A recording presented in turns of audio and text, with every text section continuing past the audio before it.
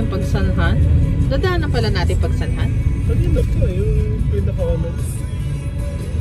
Hindi mo sinabi.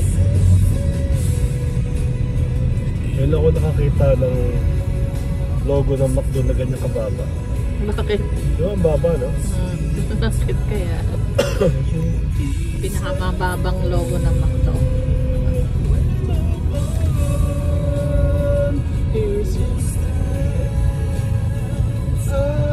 Kimchi Moto.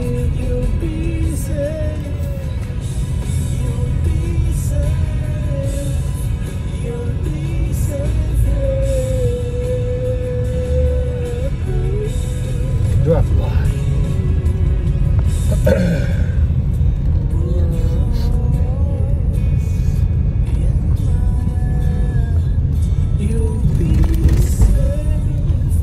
In 300 meters, turn left on 602, Calamba, San